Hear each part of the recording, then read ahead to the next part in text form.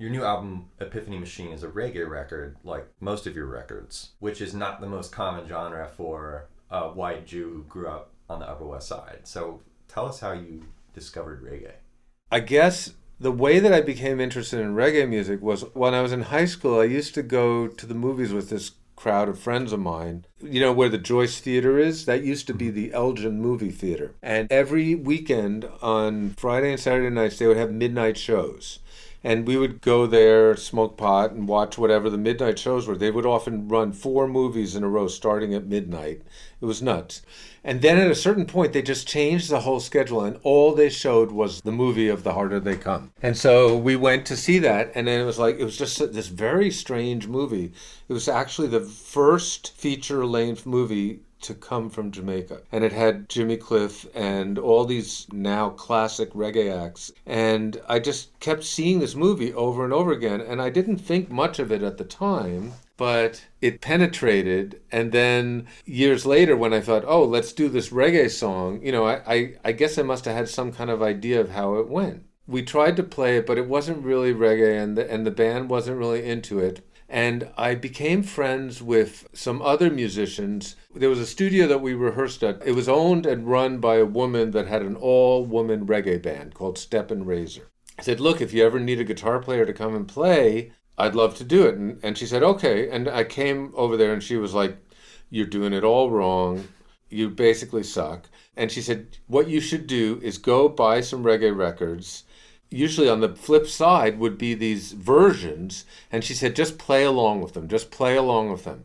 So I went and did that. I bought a whole bunch of different reggae records. Instead of taking this very dismissive attitude towards reggae and going, oh, well, it's just easy, it's just these little chords and playing this very simple thing, I actually listened closely and I went, I kind of had this revelation where I saw the structure of the music as these gears turning, and they were little gears and big gears, and each of the instruments was like a gear. The sound was really structural. Just was a completely different way of looking at music, because when I played in the rock band, I was just totally instinctual, just kind of slamming away on the guitar and not really thinking about it. And here was this music that was supposedly so simple that required me to actually be disciplined.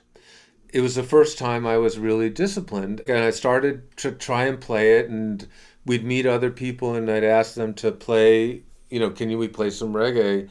And I eventually met other people and they would tell me, well, do it this way or try this or whatever. And I learned some discipline.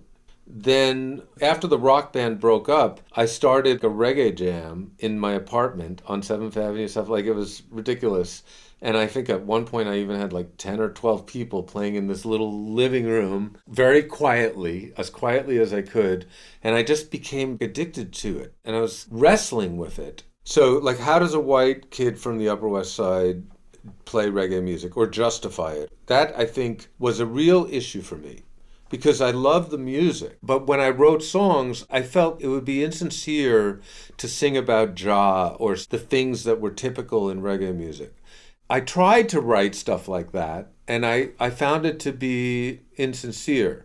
I think it was when I heard the band Sublime, there was an epiphany. They came out with their big hit, What I Got. I just fell in love with them. They were a 3-piece band. They had gotten rid of the whole excess of reggae or, the big instrumental ensemble thing, and just sang about what they knew, which was, in their case, living in Long Beach and having a dog or whatever. Very honest and very natural. And at that moment, I said, fuck this. I'm just going to write about what I write about, whatever that is, which, of course, was some distillation of the Beatles and Dylan and, everything else that I was listening to and influenced by. I want to go back to the reggae jam, which you started in 83. Is that right? It probably started in 82. So that's a very long time to host anything, much less a musical jam with a bunch of people coming and going every week. I think I read that you had as many as 60 different musicians over the years. Maybe more. Which is remarkable. First, I was just trying to get, I just called on friends of mine to come and play. I want you to try to do this. And all we played was Bob Marley songs. like one or two originals I had written that were horrible. Bob Marley songs or the songs from the Harder They Come. That fairly quickly became a Bob Marley cover band that was called the Plank Walkers. And we played one gig. Oh, there was one other thing that influenced the reggae. When I first felt this drive to record, I had seen an ad in The Voice saying, win a free recording contract or something like that. And I called them up and they said, oh yeah, come on down. And there was a recording studio on 48th Street. Basically, they were just trying to get me to spend money. And I said, oh, well, I don't have any money. Do you have a job? Maybe I could trade some time, do some work. And the owner of the studio, his name is James Cannings. It was called Cannings Recording Studio. He said, well, actually, yeah, I need some help. Like, maybe you could come and watch the studio when we have rehearsals. And so I said, absolutely, be happy to do that. And he said, and then you could also try and sell some recording time. I said, sure, I'll try. So I ended up working at this recording studio like for nothing, $5 an hour or something like that. And the band that was rehearsing there was a really interesting band. It was called the Eric Gale Band. And Eric Gale was an R&B guitar player who decided that he liked playing reggae music. And he made a band out of people from Kid Creole and the Coconuts. There was the drummer in the band, this guy named Winston Grennan. Winston Grennan was actually a major reggae drummer who came from Jamaica and came to New York. The keyboard player and the guitar player from Kid Creole and the Coconuts also were part of this group. So he kind of built this jazz reggae group. Well, he added a couple of other people, and then they would play every weekend at this club on the Upper West Side called Mikkel's. And they would basically just play these instrumental jazz things. But there I was, like, listening to them and hanging out with them at this recording studio. And I became really good friends with their percussionist, who was a Trinidadian guy named Nasser. Nasser is what he told me to call him. We became really good friends. And so when I started this reggae jam, I invited him to come. And he lived in the village a couple of blocks away from me. And he came, and the two of us were just always hanging out together, doing the things that people did in the 80s. He was much older than me. I guess I was in my late 20s, and he was in his 50s or 60s. And he was really important because I ended up moving to Los Angeles in 1984, and he gave me a telephone number of somebody to call when I got there. I called this person up, and I ultimately ended up in her band there. There was a kind of world beat reggae scene in LA that I just kind of fell into, in a really minor way, but I was in a whole bunch of bands there as well. So you go to LA. You eventually end up back in New York. So talk a little about how the jam evolved. Who were some of these people who were coming through? What was the structure of the jams like? Well, all of this has to do with why I came back to New York. When I was in LA, my landlord in New York found out I was subletting. I had to decide whether I was going to come back to save my apartment. And also, while I was in LA, my best friend at the time was this Jamaican guy named Lindley. And we had played in several bands together in LA. Even though he was originally born Jamaican, his home was New York as well. So we would sometimes come back to New York together. While we were in LA, he also took me to see some of his friends, which included a keyboard player named Larry Webb, who was the keyboard player for a band called The Meditations. That band was a contemporary of Bob Marley. I'm in LA. I've contacted a lawyer. The lawyer says, you got to get back in the apartment. That's the first thing. Get back in the apartment if you want to save that apartment. And I'm trying to decide. And then a friend of mine who I'd worked in a restaurant with said, I broke my leg. Why don't you come back to New York and run my recording studio? I was like, what? I came back to New York basically to work in this recording studio, which was called Noise New York. It was on 34th Street between 7th and 8th Avenue. It was like a crappy 1-inch 16-track studio. He said he wanted me to help him run the studio, but he didn't. He just wanted me to come in every day and smoke pot with him. And he was Mark Kramer. And he became pretty well known for a bunch of bands that he was in and as a producer. The other thing attractive about this studio was that I got as much free recording time as I wanted, as long as it was between midnight and 10 in the morning. I came back, I lived in the apartment to establish my tenantship, And then I would work in this recording studio, learning how to record. I was blowing speakers and breaking machines and all kinds of stuff, watching the studio, hanging out, and recording when I could. Of course, I brought in my friends whenever I could, either to rehearse or to jam or to record. And that led to the evolution of the reggae jam. Was the jam actually in the recording space? Maybe one or two times. A couple of times I might have said, I might have called a bunch of people together and said, the studio's free tonight. That was always it. Like, when is the studio free? And I would get people to come in. It was like a very cheap recording studio, and there was a lot of activity.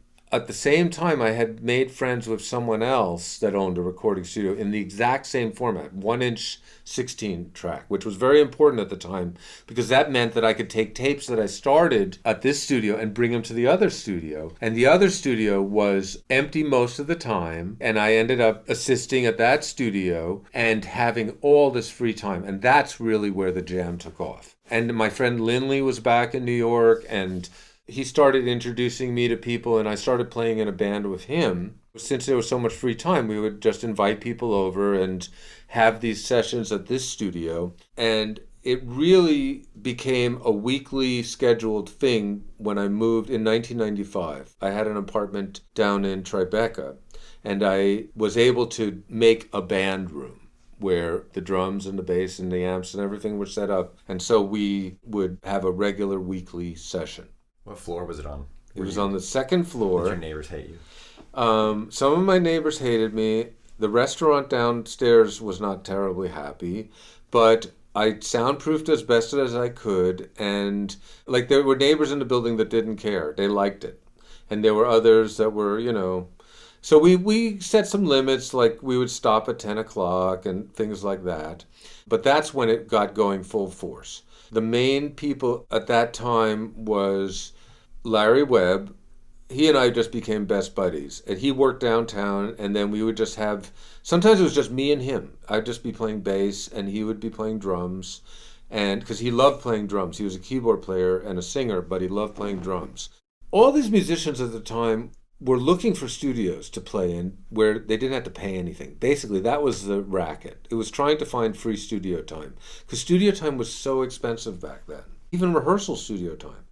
There were bands, but the bands very often were just reorganizations of the same people. There was Marcia Davis was one of the people that came to the jam, and she ended up saying, okay, well, I have a band, and then I want you to be in it, and I want you to be in it. And she would organize this band based on the people that she knew, some from the reggae jam, some from other places, and then we would start rehearsing. And then Larry said, I want a band. And so then he would put together a band in his way. I always ended up being the rhythm guitar player, because I was happy to play rhythm guitar, pretty much. And I was getting acceptable at it. So there were all these different bands that happened. Sometimes it was just for one gig. It's kind of like the way the reggae scene works in general is that bands are hired musician by musician for a particular situation, whether it's a tour or a gig. That's kind of how it worked. Having a formal band like a rock band where everybody is always in the band, it wasn't an equal voting situation. It was like, I want you, and you. If you want to do it, great. It was always some little amount of money at the gig or something like that, and that was how it worked. It was kind of the style. And at a certain point, we created a band that was called The Motives.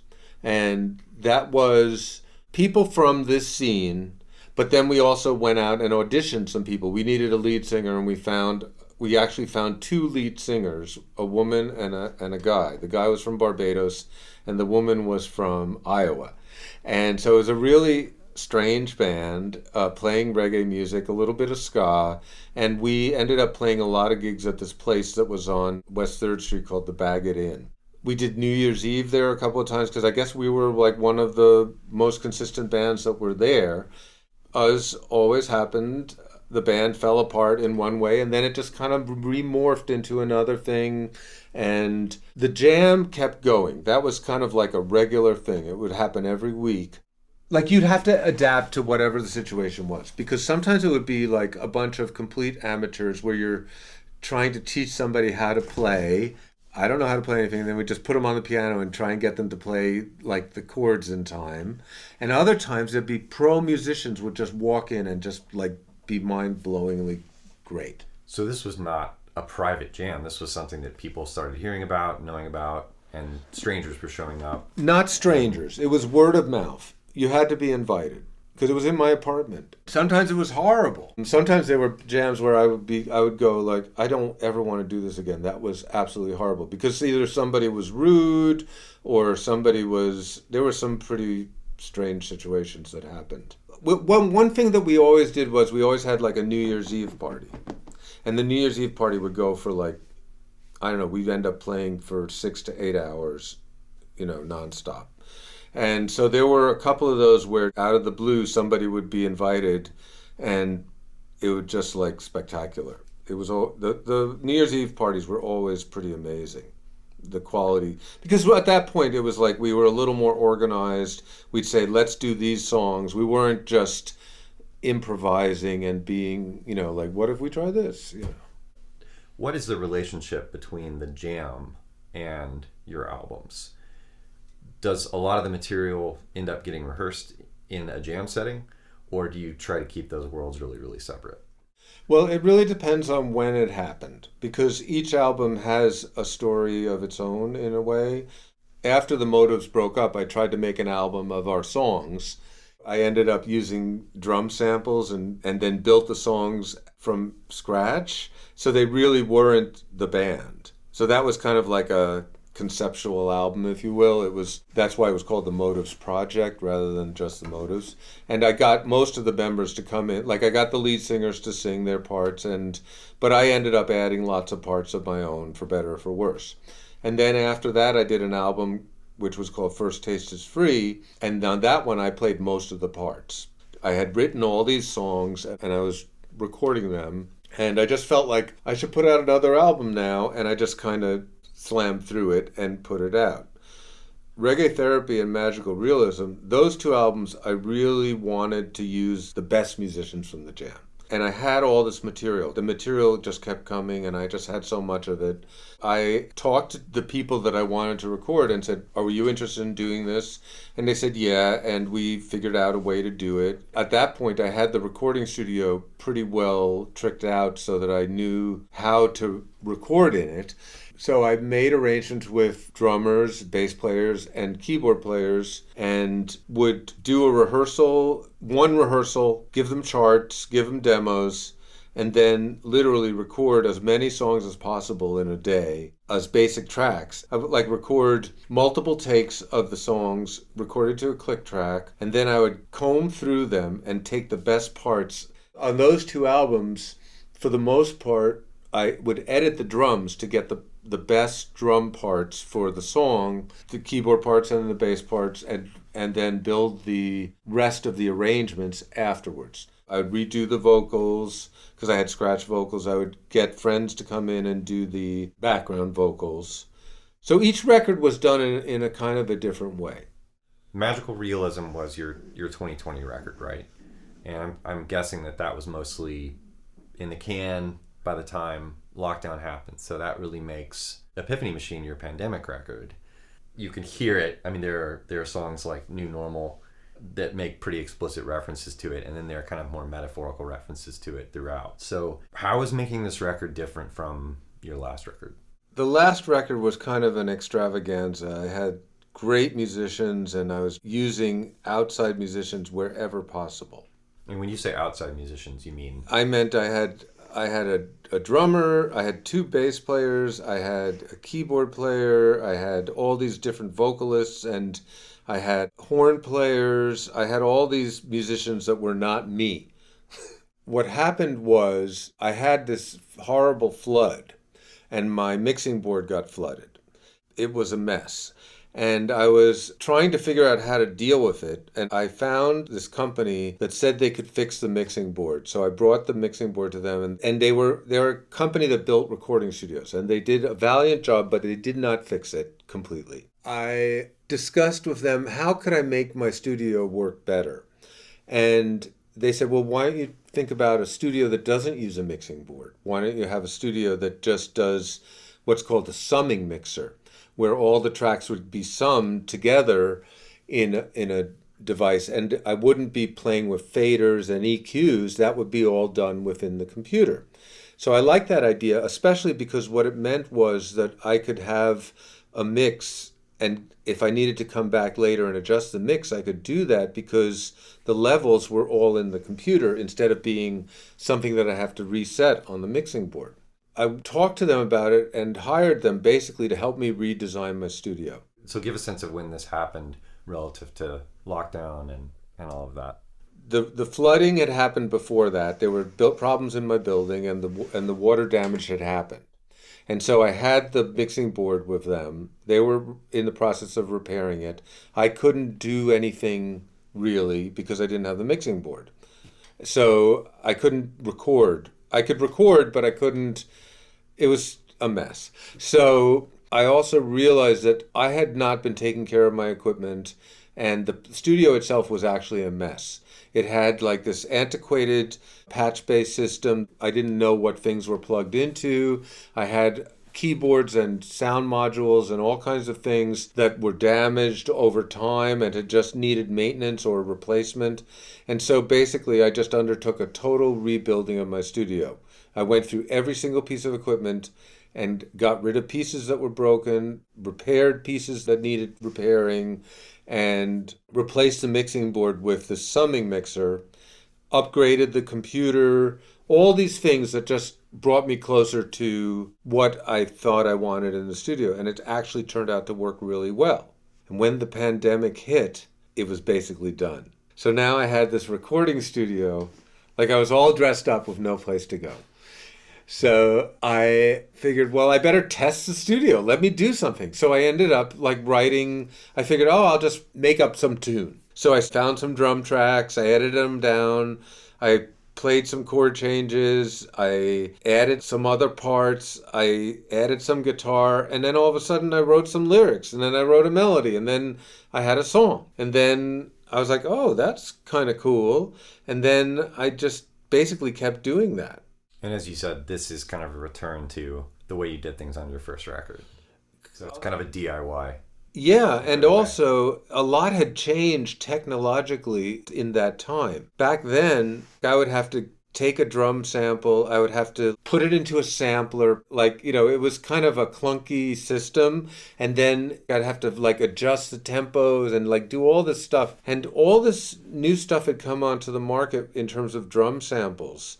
So I was able to find these drum sample libraries where, first of all, there were some really good players making these libraries. The tempos were accurate, so I could actually move things around and they would sound natural.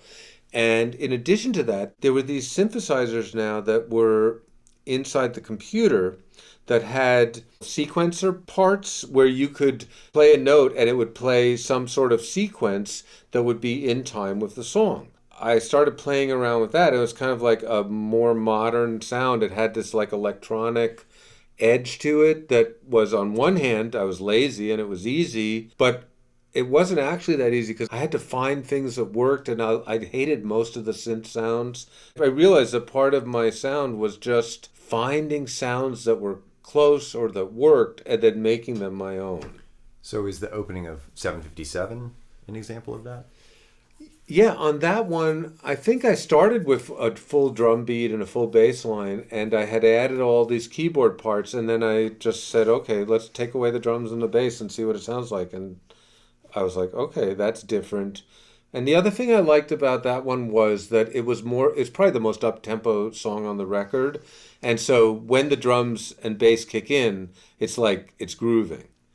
Whereas the others were more, just a slower type of beat. Also, just in the context of the pandemic, because you make a reference to, it's kind of a post-apocalyptic set of imagery, and you're talking about zombies, and you're talking about rations, and then you mentioned bunkers, and it made me wonder, is your studio your pandemic bunker? Absolutely, it is. But the unfortunately, I actually wrote that song like 15 years ago. So you don't have to admit that. No, but I modified it to fit. What happened was I wrote that song and it never worked it was with this new musical style that I was able to actually develop the song. I always loved science fiction movies and stuff like that. And so it was, what is it called? The Omega Man, like a Charlton Heston he was the last man on Earth and all the zombies or vampires were there. And so I just kind of used that story and put myself into it.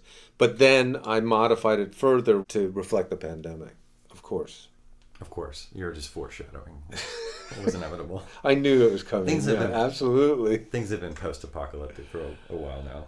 And obviously it's got to be really amazing in lots of ways having a studio in your apartment. On the other hand, I can also see it being something of a hindrance or something that can kind of be a negative thing because it enables you to tinker all the time in a way that you might not be able to otherwise if you were paying by the hour or if it was geographically distant. What are the ways that having a studio in your actual apartment affects your creative process? I'm not the greatest musician in the world. I don't have the discipline, and I never had the discipline. I just wanted the results. Whatever it is in my nature, I always found it easier to work on the technology than to practice. That was always how I solved things. From assisting in a recording studio and learning how to record to having my own recording studios and tweaking. I didn't know anything about harmony until I started to play with it myself. Like I studied a little bit of music, but to actually hear the difference, like when I started to write horn parts, it was easy to come up with the first part, but to come up with the harmony was difficult for me. But when I had a program, a computer, a way to make the notes perfect, if you will, then I was able to start learning about harmony and what I liked and what I didn't like or what I thought sounded okay and what didn't. And that has continued over the years. So I've always taken a long time to record because I don't play that well. But I have worked on making it go faster, either making my techniques better and faster or being happy with something I came up with, like saying, oh, this is okay, or that is what I meant, and trusting my intuition more.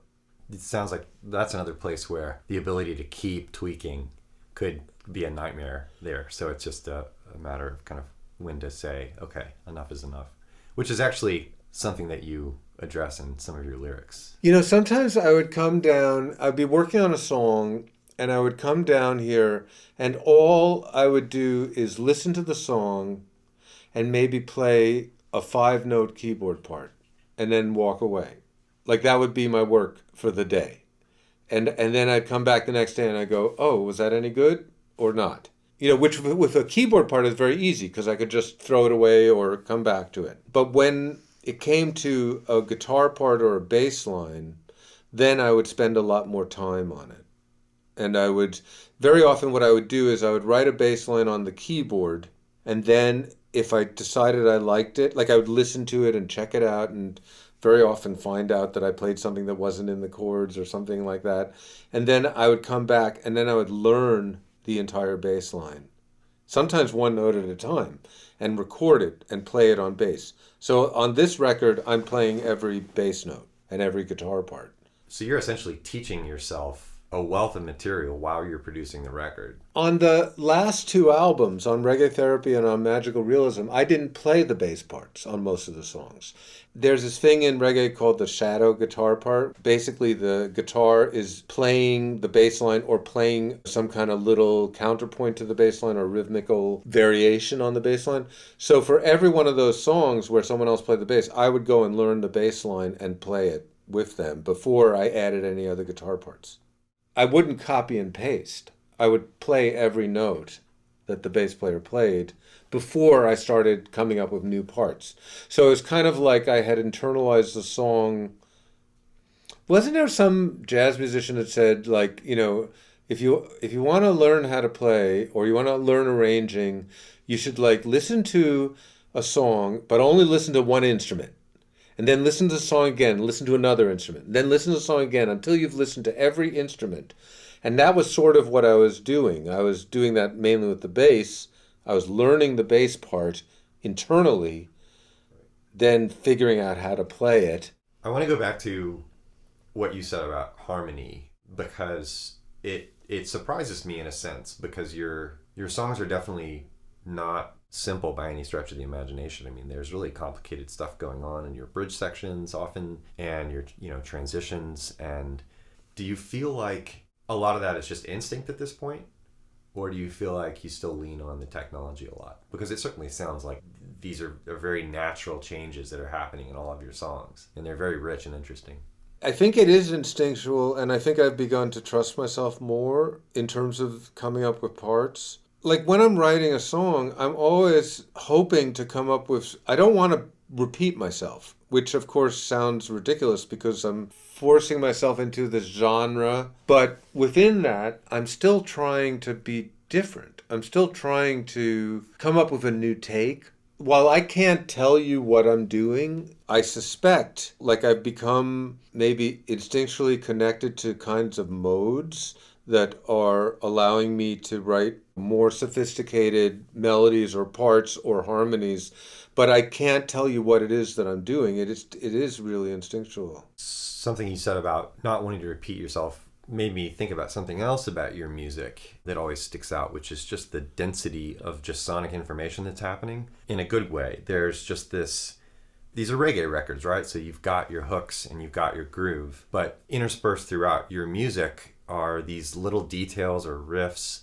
or effects. Very rarely do they repeat the same way, and it's a real reward for the listener. Yeah, I wanted to know if you could just talk about that a little bit, and that type of texture and that kind of commitment to avoiding repetition on our, even a second to second level, like with things like hooks and whatnot. Well, I've always aspired to the records that I loved, whether they were Beatle records or Steely Dan records, where it just felt like every time you listened to it, there was something that I hadn't heard before. It's kind of calculated. I don't want to copy and paste. I want it to feel fresh. I'm trying to hide variations in it.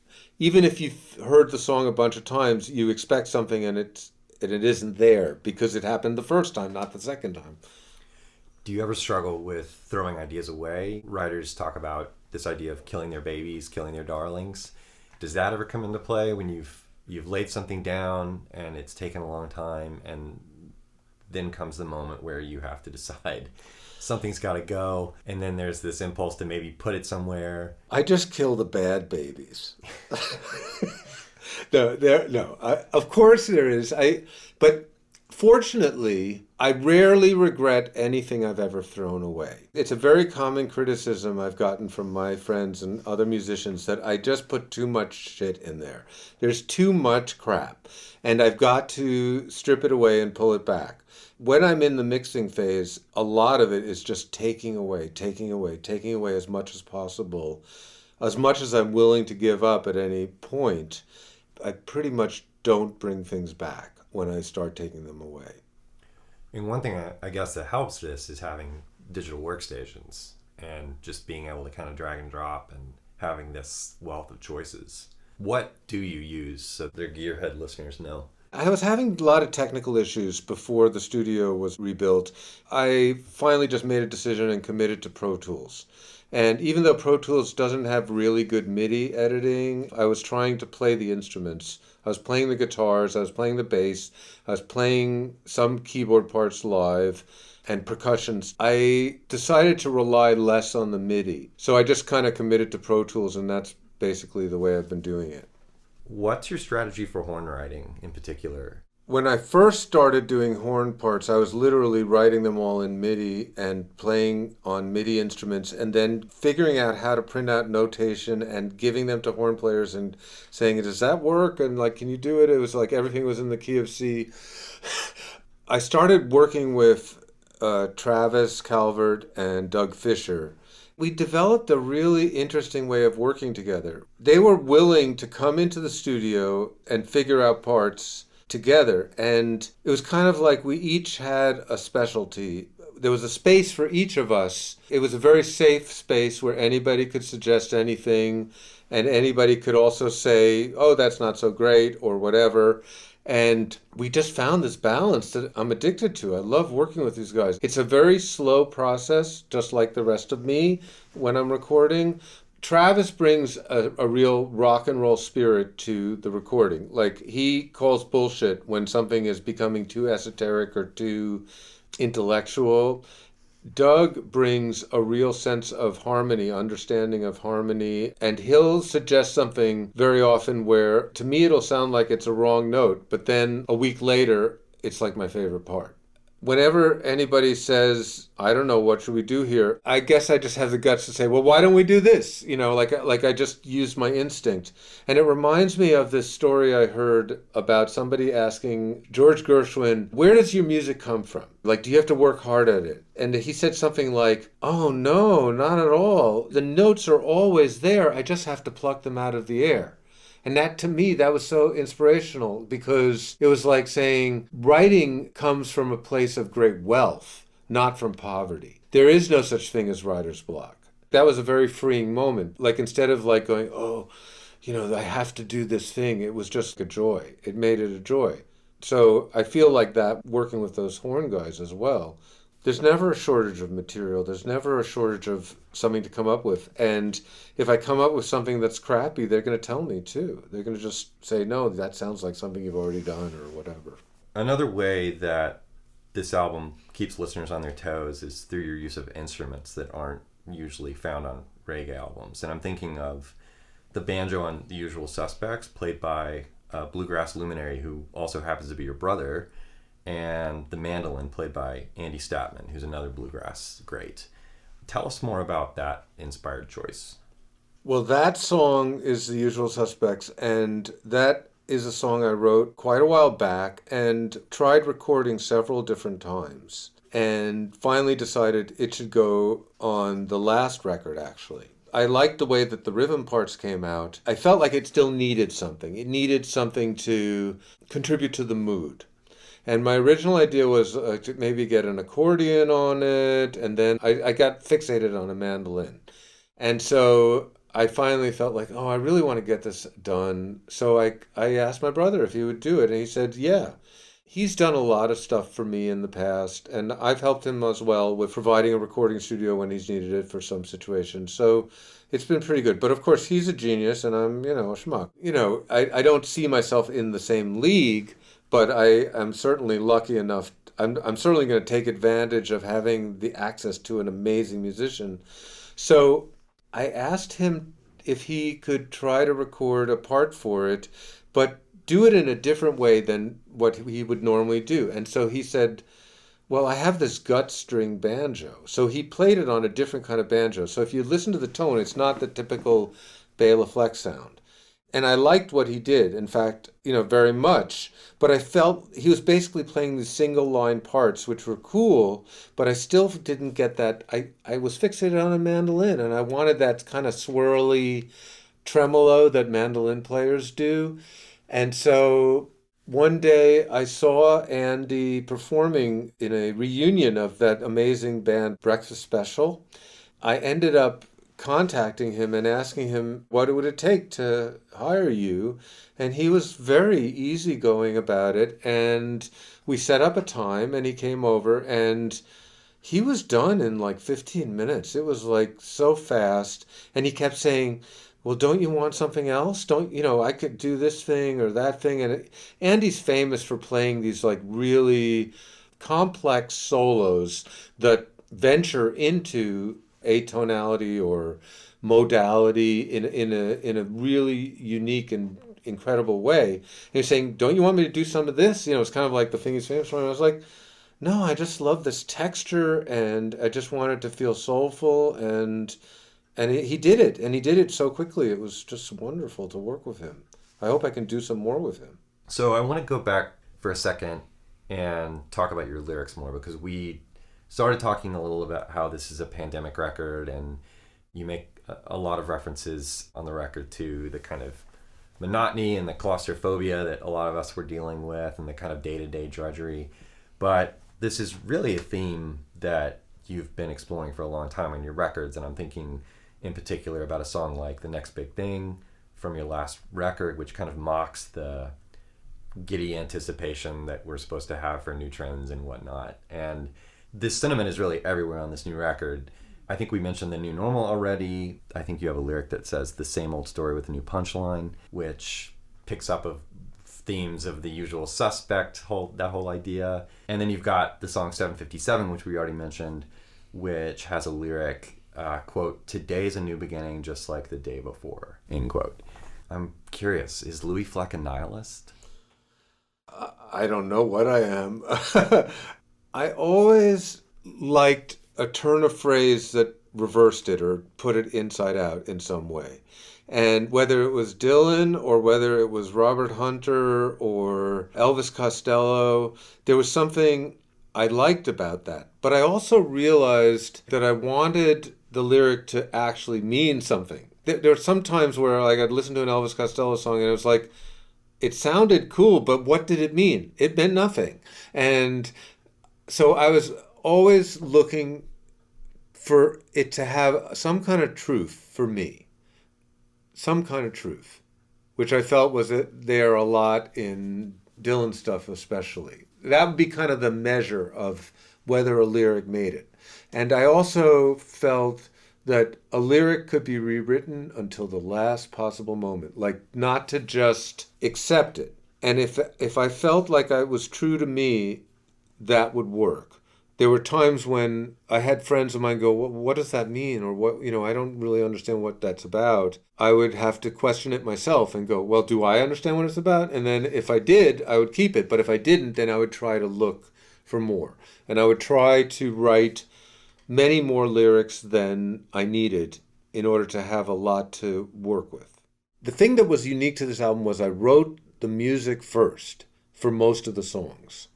So I'm sitting there with these songs, and then I would be just listening and kind of like, maybe I'd pull out my lyric book and I'd have something that was there. Maybe it was a seed, one line, and I would go, well, maybe that's okay. And I would just sing it over and over again and then see if it sparked anything. And I was lucky. Most of the songs on this record were written to the music, and then I would labor over the lyrics for weeks and weeks. Like, I might have the song and go, okay, I got something there. I think there's a melody. I might sing the melody first, and then, like, with some nonsense lyric, and then I would, like, find the one thing that was, like, the hook or the part that I could work with. And then I would try and generate as many verses as I could, let it go, come back to it. I guess very typical process for lyric writers, I would think. So what you were just saying reminds me of the song What's Wrong With You, where you have this line in the opening about how you appeared from the outskirts, and the melody actually outlines this. It's a pretty wide range of notes, and it's almost as if the melody is kind of reinforcing what the lyrics are talking about. Is that intentional? It feels like a very intentional marriage of lyrics and melody to me. I have no idea. That song was the result of a fight I had with my wife. When you're in a relationship and, there's conflict in a relationship and you say things maybe without thinking, and like one of the things you might say is like, what's wrong with you? Which of course is just completely belittling and condescending. I just thought it was a great idea for a song, especially when the result is it's really ends up being about myself. It's just what's wrong with me, not what's wrong with you. So that's actually a really great segue to just talking about the theme of relationships, which is another one of the album's biggest themes. You got married for the first time in April of 2019 at the age of 60 or 61, right? Sounds right. A lot of the material on the record seems to stem directly from that. So you've got this song, If Not Now, Then When, which is kind of looking at this calculus that you have to make when you're waiting for these signs to know that someone is the perfect person, and you kind of have those signs, but you're getting older, and eventually you realize you've got to go for it. Then you kind of flip the script in the song What's Wrong With You and kind of ask yourself why someone would ever commit to you. And it's this kind of self-deprecating song where you're talking about how damaged you are and so forth. So to what degree does the album relate to your recent marriage, and to what degree is it more kind of a zoom back look at relationships in general? All of my songs, I think, are about relationships. I always remember, I guess when the Beatles were interviewed, how do you write a song? And they said, well, we always try and keep it simple. It's always you, me, I. And I was like, oh, okay, that's the trick. That's the trick. I'll just write about what I feel. But of course, over time, that becomes more complicated and more vague. What I've been trying to do is just capture those feelings, the duality of, I don't know, quadality or whatever ality it is, of what it is to be in a relationship. You can hate someone and love them at the same time. Why not try to write about it? Why not try to communicate that? There can be parts that are very clear, but there are parts that are very fuzzy. Why not try to capture that in some way and still be true, still be honest about it? Now, in this album, of course, the two of us are here all the time, and she inspired a lot of the writing. Our relationship inspired a lot of the writing, and very specifically, the lyric, "Did you miss me?" is kind of like a joke that we had. She would constantly be asking if I missed her when, we were just apart for 5 minutes or something like that was a joke. And that was like, oh my God, that's a perfect song, perfect lyric. You make a reference at one point to yourself as a stubborn donkey. And Les Donkeys, of course, is the name of your rock band that is featured in your 2014 release. So what's the special attraction to the donkey? I always liked those bands in the 60s that were named after animals. That just always seemed really cool. But nobody seemed to name a band after the donkey. And the donkey is real donkeys are just so beautiful, and the variation is spectacular. And then also, the donkey is a beast of burden. A donkey is kind of the proletariat. And I love that about it. So whenever I have an opportunity to put in a donkey reference, I do. And I was very lucky to come together with a group of people and have a band, Les Donkeys. That was yet another blessing.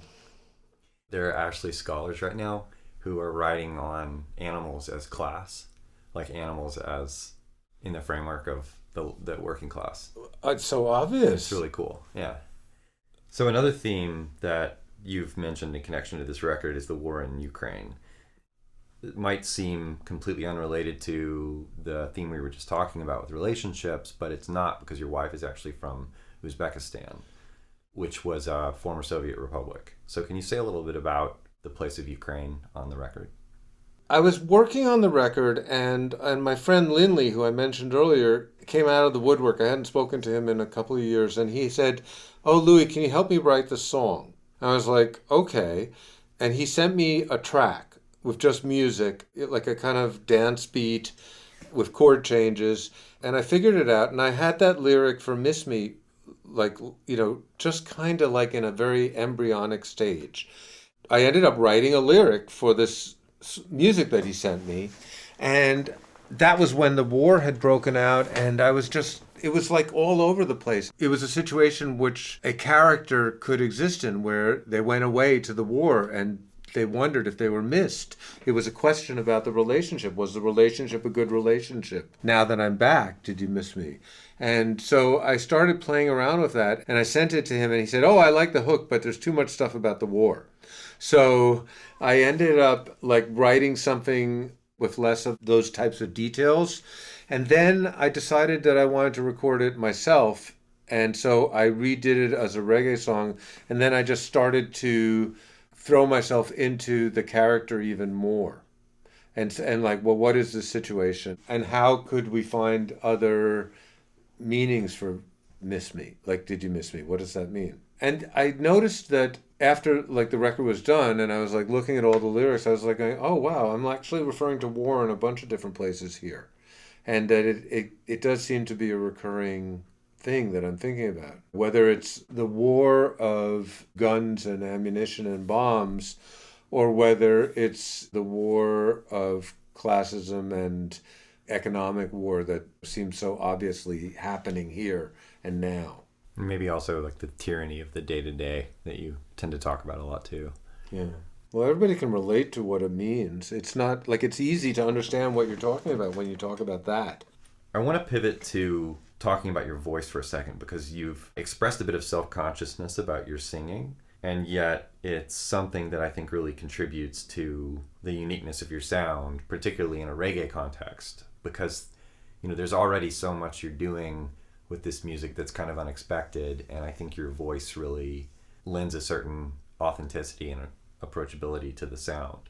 How do you approach your voice and working with your voice and singing in the studio?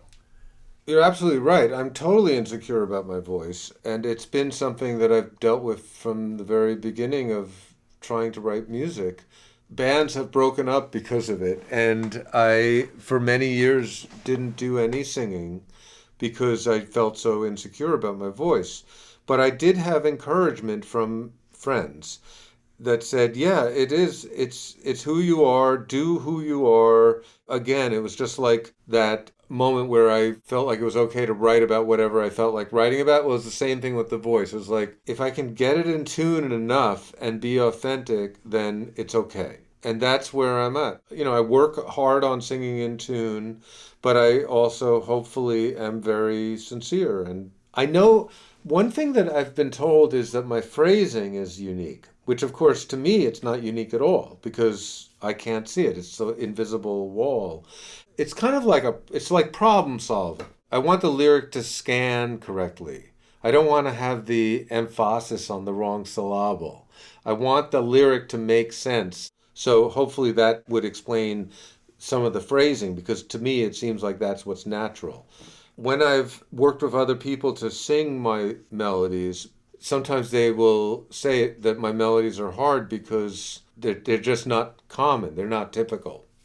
I have taken refuge in using harmony and looking for effects, and I'll use every trick in the book to process my vocals in order to make it sound weird or in tune or harmonized or anything at all. Nothing is sacred there.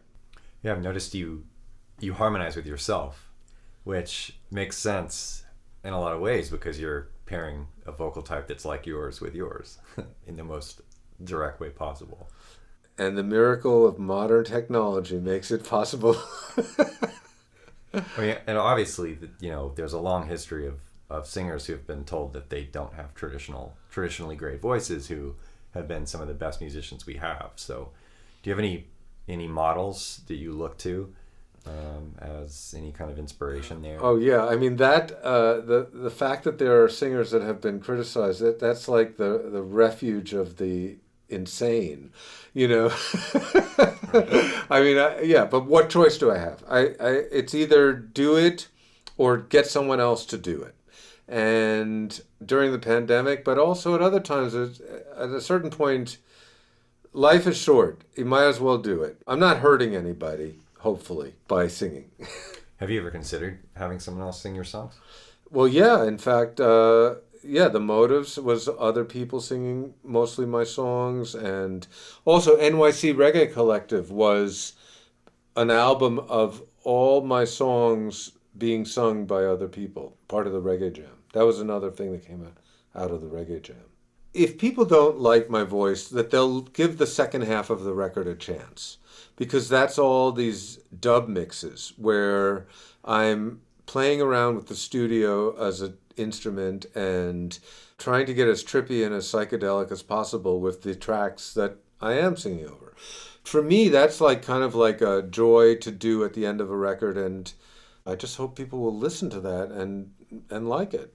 And all of your other records have had that structure where the first half is the regular versions and the second half is instrumentals, right? I've done that on a lot of the records. I mean, just on a practical level, I've found situations where people can use the backup tracks for some project, even if my vocal version is not appropriate, that it is possible to use the music in either a commercial or a film or something like that. And that is really great when that happens. Well, in conclusion, what's next musically for Louie Fleck? After we get this out, I was thinking of doing a project, an instrumental project, like an album of all instrumentals. And since I have so much fun working with Travis and Doug, I was thinking of doing a record where we all wrote in a way together. So I have a couple of ideas on how that could happen, but we'll have to see. The problem is like once I write an instrumental, since I've been writing lyrics and ending up with songs as a result, it's kind of like, well, I'm not gonna if I can make a song out of it, it's not gonna be an instrumental. I was thinking of playing around, like not all reggae, like maybe just like a little, still groove oriented music, but maybe with other grooves. Can't wait to hear it. Well, maybe you'll play on I would love to. it. Okay. Well, thanks so much, Louie, for taking the time to talk about this record. Can't wait for it to come out, and best of luck in whatever your next project is. Thank you for having me. All right, that's enough.